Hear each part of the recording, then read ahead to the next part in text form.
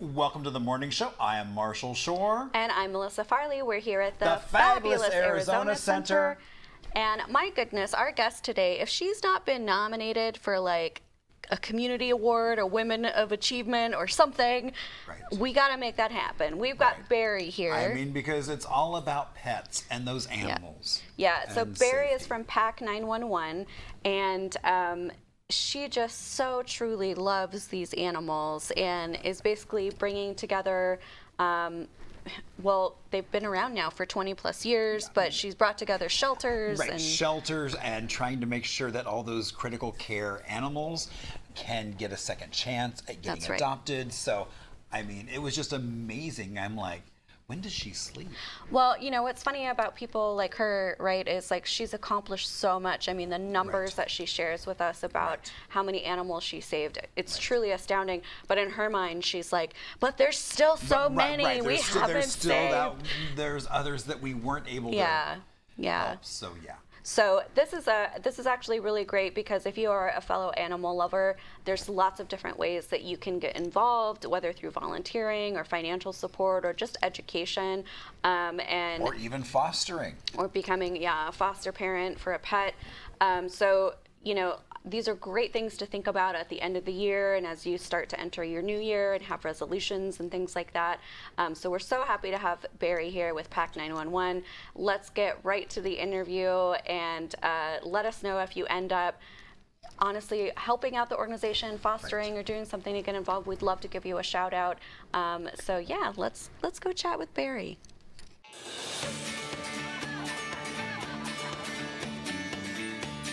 Welcome back to the morning show. I am Marshall Shore. And I'm Melissa Farley. We're here at the fabulous Arizona Center. And we have such an incredible woman here who has done so much work to help animals in our community. We are so excited to have her here today. This is Bari with PACC911, and that stands for Phoenix Animal Care Coalition. Yeah, okay. Oh, so it's PACC. Yes. Right. Oh, okay. So the website is PACC911.org. Perfect. Well, that's nice and concise. Yes, it is. So talk to us a little bit about PACC911, how it got started, and the work that you're doing. Okay. Back in about '98, PACC started talking to the rescues who, there weren't many, and they didn't work together. They didn't like each other. They actually worked against each other because each one had their own philosophies. And it's a business of the heart. It's an emotional business when you're dealing with these precious creatures who have been abused and misused, and your heart goes out to them. So at that point, I said, we can do better for them, and we need to work together. And so I called everybody together, including the county, and we all came together in meetings and formed PACC911. I formed PACC911, and I said that they had to play nice in the sandbox together and put their differences aside, find their commonalities, which were many, and let's get going. Let's do a better job to save the animals that need us, because we are their only voice. They are the voiceless. And so we began putting on adoption events all over town. Anyone that's lived in the valley for any time probably has been to one of our events over the many years. We would do, in the beginning, we might have done 10 a year, and then we narrowed it down because we were oversaturating, we thought, and now we're back up to about 10 a year. And we operate them mainly November really through at the end of March. So it's pretty busy. We just had one this past Sunday out at Pet Supplies Plus in North Scottsdale. We had 35 adoptions. Oh, congratulations. And so that was good. Anyway, back then, so we started doing events, and the rescues started not being hostile to each other and playing nicely together, and now they actually like each other for the most part.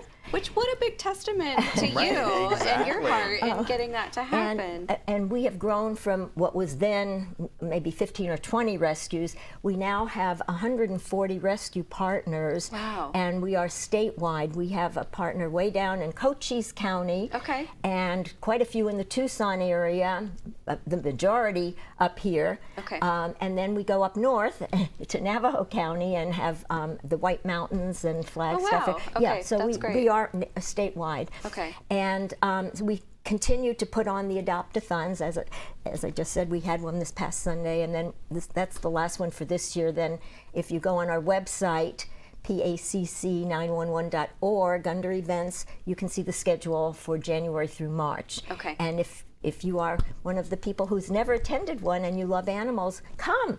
And they're all over north, south, east, west, because we've grown so much. So we're in Surprise, and we're in Chandler, you know. Yeah. So we try and at least have one in each quadrant. Right. That's smart. Yeah. Yeah, so people can come. And the rescues sign up for the events that are convenient to them, but some of them, the one rescue or two rescues this past Sunday came from the White Mountains. They were driving 5 hours just to get here. Wow. Yeah. So the heart and soul of the rescues just goes beyond. You know, these are That's where Charlie came from. Yeah. The White Mountains. Okay. Our dog. Yeah. Oh, good. Okay, well, yeah, the rescue people, I call them the angels on earth, because there's nothing they wouldn't do to save a dog or a cat. And they do a wonderful job. Yeah. I wish I could say we were keeping up with the pace, but we're not, because with the growth of our cities, we don't have enough shelter space. Okay. We don't have enough money. Right. You know, we're shortages on everything. Mainly the shelter space needs to be addressed, and what really needs to be addressed is spay-neuter. Okay. Because we are so overly populated that now the shelters are full. That's the Maricopa County, Pinell, Pima, all the big shelters are full. Right. And now all the rescues are full. Yeah. And that means when we get calls or we see strays or they see strays, they need to get foster homes to be able to add another animal. Or they need to have a lot of adoptions, but the real thing is we need more shelter space. Okay. Our county shelter, and there's a beautiful new one that they built a few years ago, but that didn't add any kenneling capacity because while they opened that one, they destroyed the old one that was. So we come, and in fact, the new one had fewer kennels than the old one. Okay. So we come out negative as far as adding, and I've been in Arizona since the late 70s, and I can tell you we haven't added additional capacity for decades. Because anytime they built, before this one that I just mentioned, the one before that was built in 2006, and once again they destroyed an old shelter. Okay. And why do they keep doing that? Well, because they let them run down, but they really could refurbish them and use that site, you know. But we need more. We definitely need more shelter. And that doesn't mean it has to come from the public sector, although we do need them to do it. But I'm trying to find ways for the private sector to build some adoption centers. We have all this empty real estate all over town. Empty grocery stores, Bed Bath & Beyond, big stores. Why couldn't we make those into adoption centers? That's my thinking. That's a great vision. Yeah, it's a vision. I have to figure out how to do that. I don't have my architect's license. Well, there's still time. So the other thing you had brought up was you just had a fundraising event. We did. For mostly for the critical care.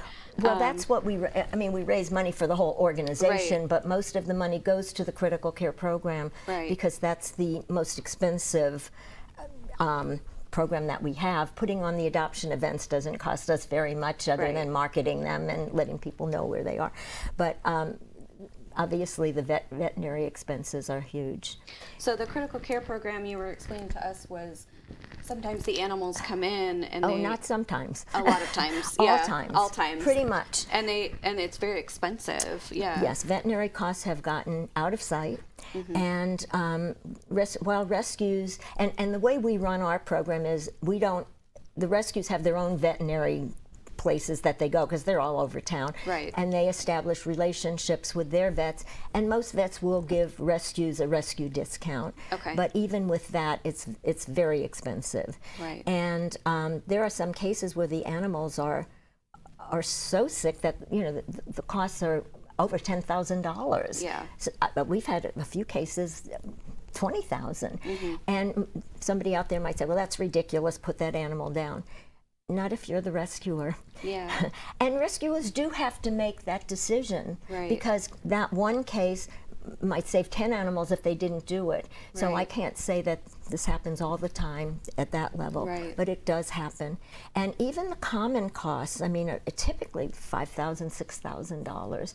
So our critical care program helps to defray that. We don't pay the whole thing, obviously. Right. They have supporters as well, so they contribute.